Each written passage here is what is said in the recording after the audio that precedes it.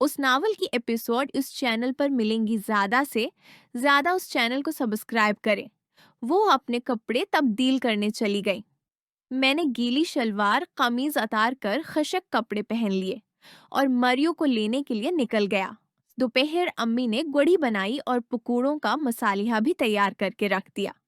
जब मैंने पकौड़े तलना शुरू किए तो उम्मी ने कहा कि तुम्हें पकौड़े बहुत अच्छे तलने आते हैं। मैंने मुस्कुराते हुए काम शुरू कर दिया। कुछ दिन उसी तरह गुजरते गए। मैं अक्सर घर के पिछले लान में वर्जिश करता था, लेकिन ज्यादातर जम ही चला जाता था। पिछले लान में वेट डंबल और बेंच खास तौर पर वर्जिश के लिए लगवाए थे। एक दिन उम्मी जब घर के कामों से फारिग हुए तो लान में आ गई। उन्होंने पानी की बोतल मेरे पास लेकर आई। मैं उस वक्त पसीने से शराबूर था। उम्मी ने मुझे देखकर कहा, मुझे भी कुछ एक एक्सरसाइज सिखा दो। तुम तो अपनी जान बनाते जा रहे हो। मैंने हंसकर जवाब दिया, आमी, तो फिर तो आपसे सीखने की जरूरत है। और मैंने उनके हाथ से पानी की बोतल ले ली। आमी ने मसनूई गुस्से से कहा, चलो बदमाश, जो बात कहो। मैंने उम्मी की तरफ देखते हुए कहा, मेरी रानी, मेरी उम्मी, मुझे आपसे बहुत मोहब्बत है। दिल करता है आपको थोड़ा तंग करूं, लेकिन अगर आपको बुरा लगता है तो मैं बिल्कुल नहीं करूंगा। आमी ने हैरानी से पूछा, अरे पागल, मैंने कब कहा कि मुझे बुरा लगता है? मैंने उनके सवाल को हल्का सा टालते हुए कहा, चलें फिर बाजार चलते हैं। आपके लिए एक अच्छा ट्रैक सूट ले आते हैं। उसमें वर्जिश करना बहुत आसान हो जाएगा। ओमी ने जवाब दिया, नहीं बेटा, शलवार कमीज में ही ठीक है। मैंने मुस्कुराते हुए कहा, आमी, शलवार कमीज में तो आराम से वर्जिश नहीं हो पाती। अगर आपको पसंद ना आए तो मत लेना, लेकिन आज बाजार तो चलें, घूम फिर कर आते हैं। क्या ख्याल है? आमी ने हल्के से हंसकर कहा, हाँ ठीक है। चीनी भी है। मैंने अपना सूट भी लेना है गर्मियों का। फिर हम दोनों बाजार के लिए निकल पड़े। उम्मी ने कहा, कार निकाल लो बेटा। मैं दिल ही दिल में खुश हो गया और कार निकाल ली। जब उम्मी कार की सामने वाली सेट पर बैठे तो मैंने मजाक में कहा, ध्यान से बैठना, कहीं गिर न जाना। आमी ने मेरे कंधे पर हल्का सा थप्पड़ मारा और मुस्कुराते हुए कहा, चल बेशर्म। खैर, हम दोनों बाजार घूमे फिरे, कुछ शॉपिंग भी की। मैंने उम्मी के लिए एक आराम द ट्रीजर और खुली सी टी शर्ट मुंतखब करके दी। बाजार में घूमते हुए मैंने कई बार उनके कंधे पर हाथ रखा, बिल्कुल जैसे करीबी दोस्त एक दूसरे के साथ चलते हैं। कई मजाक भी किए, जिन पर उम्मी खुलखुलाकर हंसती रहे। मरियो के लिए भी एक खूबसूरत गड़िया ले ली। फिर सुकौल से मरियो को लेकर घर वापस आ गए। रास्ते में एहसान के अबू का क्लिंक आया, मतलब हकीम नथार के नाम से। जैसा कि मैंने पहले बताया, एहसान के अबू हकीम नथार हैं। मैंने कार से गुजरते हुए कहा, अबू, मुझे तो दवाई लेनी है, अभी याद आया। अम्मी ने कुछ नहीं कहा। मैंने पहले उम्मी और मरियू को घर छोड़ा, फिर वापस आकर अंकल नथार और एहसान के पास बैठ गया। मैंने अंकल से कहा, अंकल, कोई ऐसी देसी दवाई तो नहीं जो बॉडी बनाने में मदद दे? अंकल ने मुस्कुराकर जवाब दिया, बेटा, ऐसी मखसूस अद्वियात तो देसी दवाखानों में नहीं होते। अलबत्ता ताकत और तवानाई बढ़ाने वाली अद्वियात जरूर होती है। फिर उन्होंने मेरी तरफ देख कर कहा, वैसे बरखुदार, तुम्हारा जिस्म तो माशा अल्लाह बहुत अच्छा है। और क्या चाहते हो अल्लाह से? मैंने मासूमियत से कहा, बस अंकल, मजीद जिस्म को मजबूत और खूबसूरत बनाना है। चलें, वो ताकत वाली दवाई दे दें। जिस्म पर कुछ ना कुछ तो असर करेगी ना। अंकल ने गौर से मेरी तरफ देखा। उन्हें समझ नहीं आ रहा था कि मैं किस कस्म की ताकत की बात कर रहा हूँ, लेकिन चौंकि मेरा मौजूद जिस्म बनाना था। उसलिए उन्होंने मुझे तवानाई और कुव्वत बढ़ाने वाली एक आम देसी दवाई दे दी। जब मैंने पैसे देने चाहे तो अंकल ने इनकार कर दिया। मैंने जबरदस्ती पैसे रखे और कहा, अंकल, हिसाब किताब का मैं बहुत पक्का हूँ। फौरन एहसान बोल पड़ा, जिया जिया, बता सब, मैंने कितना पका हिसाब दा एन? मुश्किल से पास होते हो तुम। मैंने भी फौरन तरकी बेहतर की जवाब दिया। उवे हसानिया, मैंने जो मर्जी कह ले, मेरी रियाजी ने कभी अंगल नहीं चुकी। इनकल हमारी गुफ्तगू सुनकर मुस्कुरा रहे थे और हल्का सा हंस भी पड़े। फिर मैं एहसान को लेकर बाहर निकला। कुछ देर बाहर गपशप की। एहसान ने भी गला किया कि कितना अरसा हो गया। बैठक में नहीं आए, न कोई गप लगाई, न मुलाकात की। वो अपनी जगह बिल्कुल ठीक कह रहा था। एक अरसे से मैं रोजमर्रा की मसरूफियात और अपनी दुनिया में ऐसा उलझा हुआ था कि बाकी सब कुछ भूल चुका था। लेकिन अब आहिस्ता आहिस्ता जिंदगी की तरफ वापस लौट रहा था। घर आया तो अम्मी उस्त्री स्टैंड पर कपड़े प्रेस कर रही थी। मुझे देखते ही पूछने लगे, बेटा, कौन सी दवाई लेनी थी तुम्हें?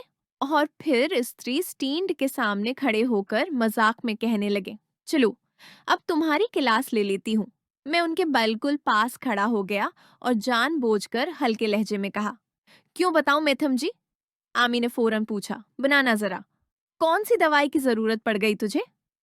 मैंने मुस्कुराते हुए कहा, बस है एक। आमी ने हैरानी से आंखें फाड़कर कहा, है एक? किस चीज के लिए? सीधा सीधा बताते हो या तुम्हारे अब्बू को बुलाकर बताऊं? मैंने मुस्कुराते हुए कहा, बता दे, उनको मेरा क्या जाता है, वो भी तो हकीम साहब से लेते हैं ना। मुझे पता था ये सुनकर अम्मी का दिल जरूर जोर से धड़का होगा। अम्मी ने फौरन जवाब दिया, उनकी तो मजबूरी है बेटा, लेकिन तुम्हें क्या हो गया है? मैंने मजाक में कहा, आमी, मुझे प्यार हो गया है। आमी अब समझ चुकी थी कि मैं मजाक कर रहा हूँ। उन्होंने आंखें फाड़कर पूछा, अच्छा, किसके साथ? मैंने फौरन जवाब दिया, घुसरे के साथ। उम्मी की हंसी छूट गई। वो बोले, बदतमीज, पढ़े लिखे हो और शौक नवाबों वाले। मैंने पंजाबी लहजे में जवाब दिया, मैं की करा रसकाना बेगम, पूरी दुनिया मैनू घास नहीं पांदी, चलो घुसरा भी सुपी। साथ साथ में उम्मी की हरकतों को देख रहा था। वो इस्त्री करते हुए कभी उस्त्री को अपनी तरफ खींचते, कभी दौर करते और उस्त्री का बोर्ड थोड़ा सा झुक जाता। मैं अभी यही सोच रहा था कि अचानक अम्मी ने उस्त्री का बटन बंद कर दिया और उस्त्री को एक तरफ रख दिया। मैं दिल ही दिल में सोचने लगा, वाह, क्या बात है, मैं क्यों सामने नहीं गया? हालांकि उन्होंने खुद कहा था ना कि क्लास ले लेती हूँ। मैंने दिल ही दिल में सोचा कि इतना हुसैन नजारा देखने को न मिला, जिसका मुझे बहुत अफसोस हो रहा था। उम्मी ने मेरी आंखों में देखा और हल्की सी मुस्कुराहट के साथ कहा, तुम्हें दिमाग की दवाई लेने की जरूरत है बेटा। मैं खुशियाना होकर हंस पड़ा और बात को हल्का करने की कोशिश की। इसी तरह उम्मी ने मुझे 2-3 बार चौटकियां ली या हल्का सा मजाक किया। जैसे एक रात खाना खा चुके थे तो अम्मी ने मेरे लिए गिलास में दूध लेकर रखा था। मुझे इल्म न था। मेरा ध्यान टीवी की तरफ था और कुछ सोच में गुम था। उम्मी ने पूछा, दूध पियाओगे? मैंने बगैर देखे ही कह दिया, नहीं उम्मी। फिर जब मेरी नजर अचानक उम्मी की तरफ गई तो मुझे एहसास हुआ कि वो मेरे लिए दूध लेकर खड़ी थी। मुझे अफसोस हुआ कि मेरा ध्यान क्यों इधर-उधर भटक रहा है। खाने के बाद मैंने कहा, आम्मी, चाय का कप बना दे, मुझे दवाई लेनी है। आम्मी संजीदगी से बोले, बेटा ख्याल से, कोई अल्टी सीधी दवाई न ले लेना। मैं अम्मी के बालकुल सामने जा खड़ा हुआ, उनके दोनों कंधों पर हाथ रखकर कहा, आमी, बेफिक्र रहें, वैसे भी आप है ना, मुझे किसी चीज का डर नहीं। आमी की आंखों में मुस्कुराहट थी, लेकिन चेहरा बिल्कुल नॉर्मल रहा। वो एक लम्हे के लिए लाजवाब सी हो गई। फिर मैंने मजाक में कहा, जैसा नेपोलियन ने फरमाया था, मेरे पास घर, दौलत और शहरत है, तुम्हारे पास क्या है?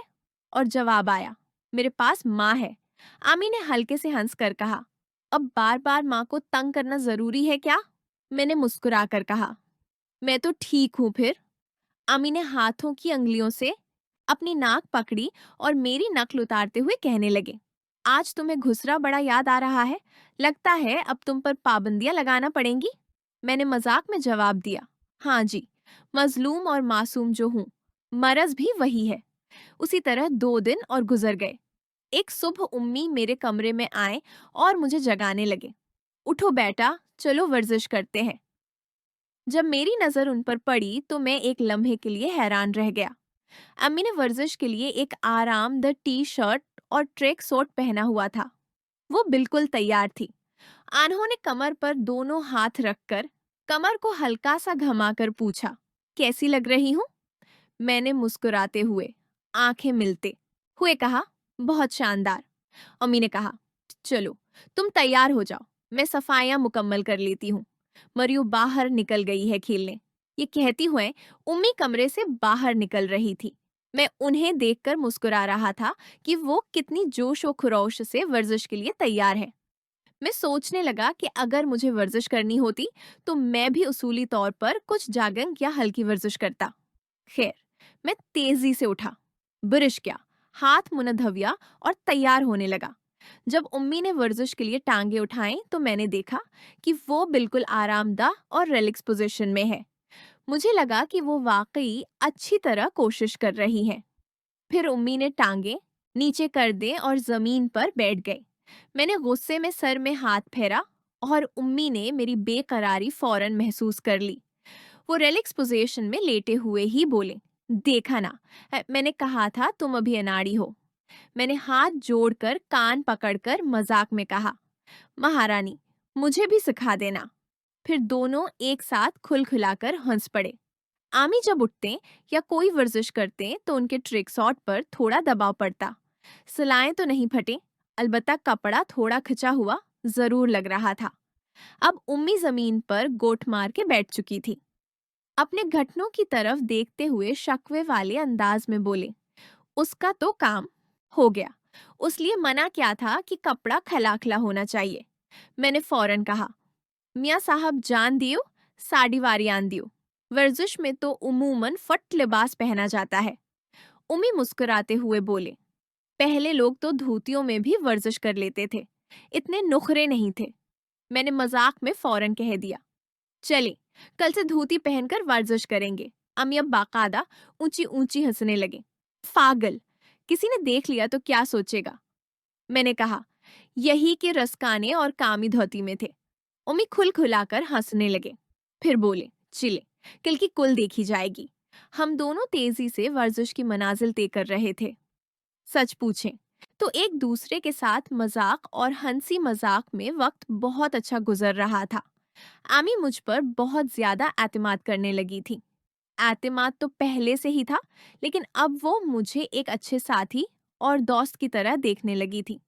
हमारे दरमियान गले मिलना, कंधे पर हाथ रखना और एक दूसरे के साथ खुलकर बात करना आम हो चुका था। सच पूछें तो उम्मी भी मुझसे बहुत प्यार करती थी और मुझे करीब रखना पसंद करती थी। फिर भी एक हद हमेशा कायम रहती थी। शायद वो खुद भी सोच रही थी कि इस रिश्ते को किस हद तक ले जाना है और क्या ये ठीक होगा। वो जानना चाहती थी कि मैं क्या सोचूंगा। मैंने कई बार नोट किया कि उम्मी मेरे करीब आते तो अचानक थोड़ा पीछे हट जाते। उसमें मेरा रदामल भी शामिल था। मैं जैसा रदामल दिखाना चाहिए था वो मैं दे नहीं पाता था। कई बातें मेरे समझ से बाहर होती थीं। वक्त गुजरने के बाद पता चलता कि उम्मी का मतलब कुछ और था। मसलन एक दिन हमारे लान में एक छोटी सी नाली थी जो घर से बाहर जाती थी ताकि पानी ज्यादा हो तो बाहर निकल जाए। इस नाली में बिल्कुल बाउंड्री वाल के नीचे कोई चीज फंस गई थी। मैं एक लंबी छड़ी से उसे निकालने की कोशिश कर रहा था। अम्मी मेरे पास खड़ी थी और बोले, कोई बड़ी चीज लाओ और इसके अंदर डालो। यहाँ मुझे बात को आगे बढ़ाना चाहिए था, लेकिन मेरा ध्यान इस वक्त लान में बैठे तोते पर था जो बाउंड्री वाल पर उछल रहा था। फिर भी कई बातें हम दोनों समझ जाते थे और काफी देर तक मानी खीज और प्यार भरी गुफ्तगू करते रहते।